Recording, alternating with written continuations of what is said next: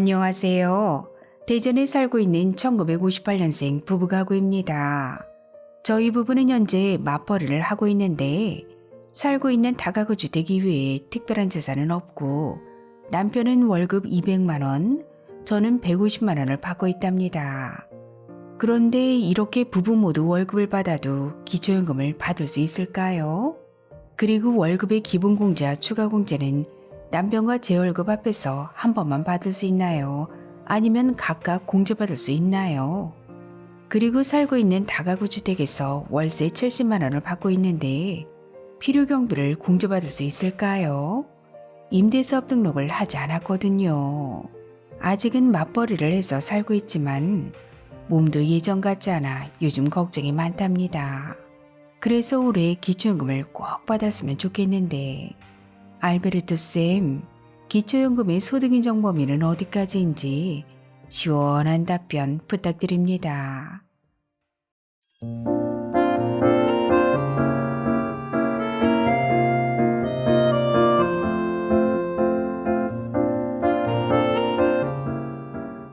안녕하셨습니까? 행복한 인생의 막 알베르토입니다. 2023년 새롭게 바뀐 기초연금. 소득은 과연 어디까지 반영되고 도대체 얼마나 공제받을 수 있는지 7가지로 나눠서 아주 쉽게 설명해 드리겠습니다. 먼저 기초연금법에서 얘기하는 소득의 의미에 대해 말씀드리겠습니다. 기초연금 수급자 선정 기준의 소득이란 소득평가액을 의미하는데요. 여기서 소득평가액이란 근로소득, 사업소득, 이자소득 등 각종 소득에서 공제금액을 차감하고 남은 금액을 말합니다. 먼저 근로소득입니다. 여기서 근로소득이라고 함은 상시 근로소득을 말하는데요. 상시 근로소득은 3개월 이상 계속적으로 고용돼서 월정의 급여를 지급받는 자의 근로소득을 말합니다. 또한 근로소득에는 기본공제 108만 원과 추가공제 30%를 적용하고 있는데요. 오늘 의뢰인 부부의 사례를 예를 들어 계산해 보겠습니다. 남편의 월급 200만 원에서 기본공제 108만 원을 차감하면 92만 원이 되고 여기에 추가공제 30%를 적용하면 64만 4천 원이 됩니다. 이번엔 아내의 근로소득을 계산해 보겠습니다. 월급 150만 원에서 기본공제 108만 원을 차감하면 42만 원이고 여기에 추가공제 30%를 적용하면 29만 4천 원이 됩니다. 따라서 남편 64만 4천 원과 아내 29만 4천 원을 더하면 93만 8천 원. 93만 8천 원이 의뢰인 부부의 근로소득에 대한 소득 평가액이 되는 것입니다. 원래 부부의 근로소득 합계는 350만 원인데 기본공제와 추가공제 차감 후 93만 8천 원만 소득평가액에 적용되는 거니까 혜택이 굉장히 크다고 할 수 있습니다. 기본공제 108만 원과 추가공제 30%를 부부가 각각 받을 수 있다니 굉장히 좋은 소식이네요. 그런데 근로소득은 세전을 반영하나요? 세후를 반영하나요?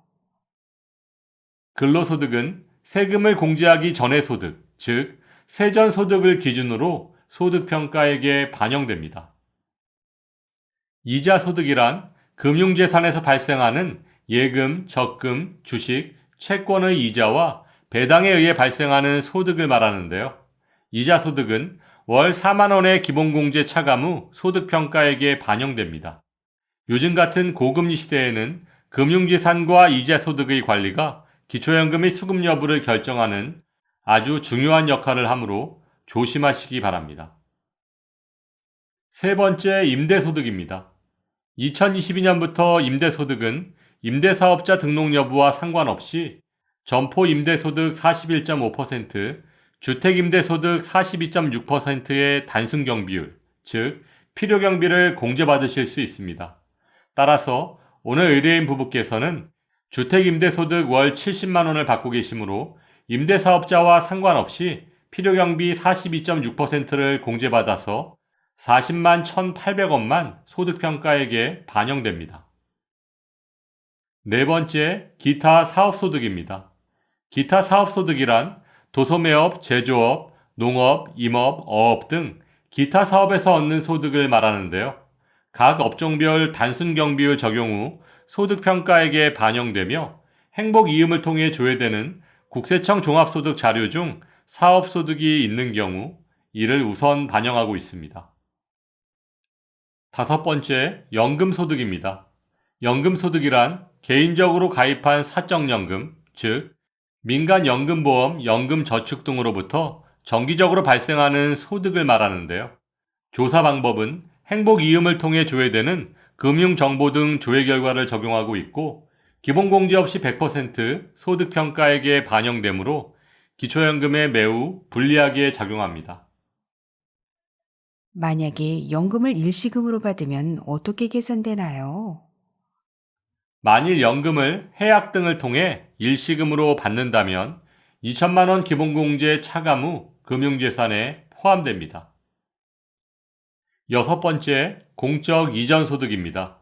공적 이전소득이란 각종 법령의 규정에 의해 정기적으로 지급되는 각종 수당, 연금, 급여 등을 말하는데요. 공적 이전 소득의 범위는 1. 국민연금 2. 산업재해 보상보험법에 의한 보험급여 3. 독립유공자, 국가유공자에게 지급되는 각종 급여 등이 있습니다. 또한 공적 이전 소득은 기본공제 없이 100% 소득평가액에 반영되므로 기초연금에 불리합니다. 그럼 공무원연금 수급자는 어떻게 되나요? 기초연금을 받을 수 있나요? 직영연금, 즉 공무원연금, 사학연금, 군인연금, 별정 우체국연금 수급권자 및 그 배우자는 원칙적으로 기초연금 수급 대상에서 제외됩니다. 하지만 2021년 9월 7일 발의된 기초연금 개정안이 국회를 통과한다면 공무원연금을 포함한 직영연금 수급자도 기초연금을 받을 수 있으니까 참고하시기 바랍니다. 마지막 일곱 번째는 무료 임차소득입니다.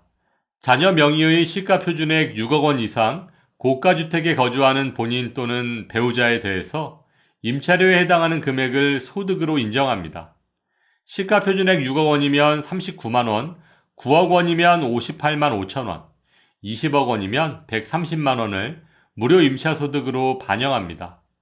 부동산 가격의 변동에 따라 민감한 부분이므로 이 부분도 기초연금 준비하실 때 꼭 기억하셔야 합니다.